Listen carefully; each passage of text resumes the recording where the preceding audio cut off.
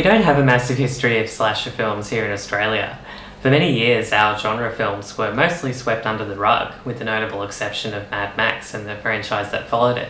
It wasn't until 2005's Wolf Creek broke box office records for an Australian horror film and the release of the brilliant 2008 documentary Not Quite Hollywood that Australian genre filmmaking, or Ozploitation, started to get the attention that many filmmakers had been aiming for over the years. A few years before this, in the year 2000, director Kimble Rendall made his debut slasher feature, Cut.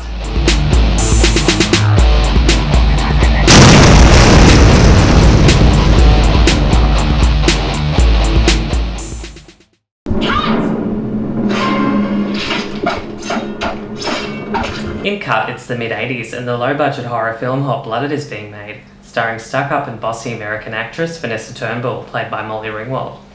When the actor playing the killer, Scarman, messes up on set and is berated by its no-nonsense director Kylie Minogue, he loses it, murdering her and attempting to take out Vanessa before she gets the upper hand and takes him out with his own shears. His character is imprinted on the film as he dies in a bolt of electricity, and the film is never completed.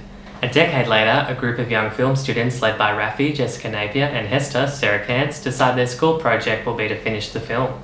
They manage to get Vanessa Turnbull to agree to come back to Australia and help finish the film with them. Unfortunately for them, the curse behind the film catches up with the crew and Scarman returns to kill his way through them one by one. Now they have to finish the film before it finishes them.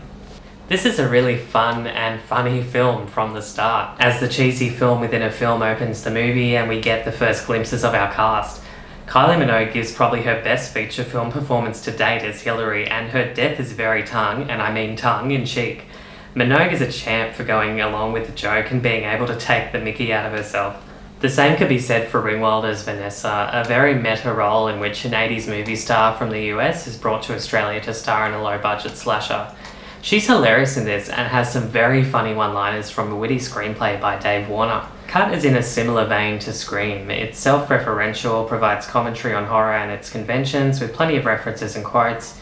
It does get a bit cheesy at times, but the comedic elements of Warner's script are the highlights of the film, and the Aussie spin of it, the reactions, the colloquialisms and jargon really add to its overall charm.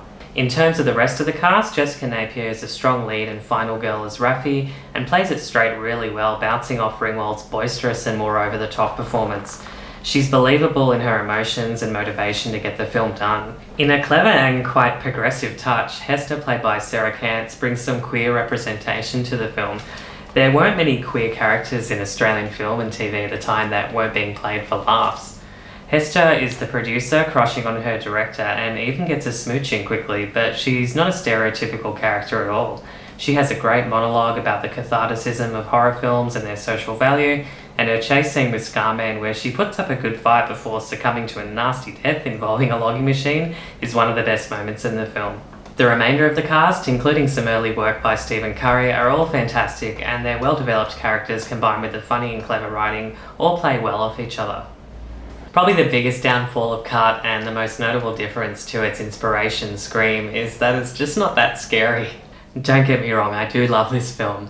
Director Kimble Rendall came from a music background, having helped form the iconic Aussie band Hoodoo Gurus, and has directed multiple music videos over the years for bands such as Cold Chisel, Mental as Anything, and Hunters and Collectors. He brings a lot of that music video style to the proceedings, complemented by some clean angle cinematography by David Foreman and particularly flashy editing by Henry Dangar, improving the pace and overall slick design for such low budget fare.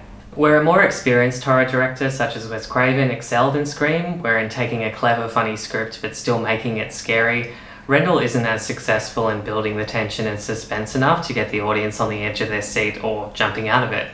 For the majority of the film, Scarman appears without much surprise and is not really developed well enough to be that threatening or scary to make the viewer seem uneasy. But I must say, that mask is kick-ass and is a really cool design.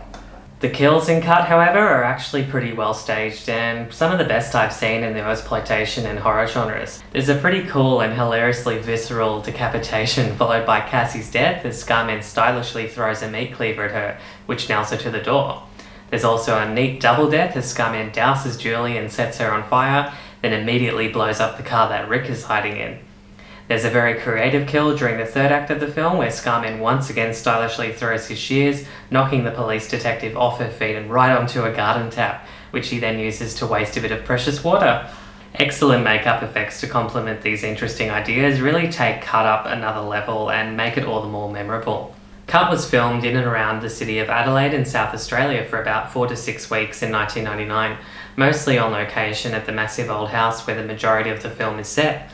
Kimble Rendall mentions in the audio commentary of the Blu-ray that this house at one time was lived in by ex-prominent Australian politician Alexander Downer. Cut had a pretty reasonable marketing campaign in Australia from what I can recall, particularly its soundtrack. The film itself was produced by Mushroom Pictures, who also own Mushroom Records, whose biggest client was arguably Kylie Minogue, who is in this film, and the soundtrack featured many artists who were signed to Mushroom Records. Because the film featured the star power of Molly Ringwald and Kylie Minogue, it did reasonably okay for an Aussie horror flick at the local box office, making just over $500,000 in its run. It found considerable success in foreign markets, opening at the number 2 positions in France and Hong Kong. Reviews weren't entirely favourable for Cut. The majority of critics that did see it did not give it much praise. However, when reviewing the film on The Movie Show, Margaret Pomeranz and David Stratton, who are Australia's answer to Siskel and Ebert, praised its amusing writing and fresh ideas for the time, Margaret Pomeranz giving it 4 stars out of 5. Kimble Rendall went on to a pretty decent career. He did the second unit directing for the Matrix sequels that were made here in Sydney in the early 2000s, and went on to direct a couple of lucrative Aussie-China co-productions, including Bait in 2012 and Guardians of the Tomb in 2018, neither of which you might have heard of, but were both the most commercially successful Australian films of their respective years. Rendall has said in the past that he makes films for mainstream audiences and that don't play in art house cinemas, that I can very much respect as a genre fan. For many years it seemed as if Cut disappeared into obscurity, at least here in Australia. My original DVD copy was one I found at an HMV in Vancouver in 2008. Until quite recently, Cut was unavailable on home video here in Oz. The recent Blu-ray from Umbrella Entertainment is pretty fantastic. The 4K transfer has improved the look of the film, and the special features including a commentary with Rendall and Warner, storyboards, a behind-the-scenes featurette, and a nice little short film from 1995 called Hayride to Hell, starring Kylie Minogue and Richard Roxburgh and directed by Rendall, is pretty cool and definitely the release that Cut deserves. If you can find the Blu-ray copy of this film, I suggest checking it out if you're a horror fan and are curious to see what Australia's take on a comedy slasher would be like. I wouldn't say it's a classic of Australian cinema, but it's a really great little entry into the Ozploitation genre. It has great writing, a really hilarious performance from Molly Ringwald, and some pretty creative kills. It definitely deserves a mention for its great cast, funny screenplay, and slick and entertaining direction. Dave Warner mentions on the audio commentary that he wrote a sequel where the film makes its way onto the digital domain of the internet after the film has been destroyed in the first film, bringing Scarman back to kill again. That's a screenplay I would really love to get my hands on. Thanks for watching, and don't forget to like, share and subscribe to Road to Nowhere Films for more content. Let me know what you think of Cut if you've seen it in the comments below. I'd really love to hear other people's opinions about this funny little film from the year 2000. So I hope you'll join me next time for another Ozploitation Odyssey. Bye now.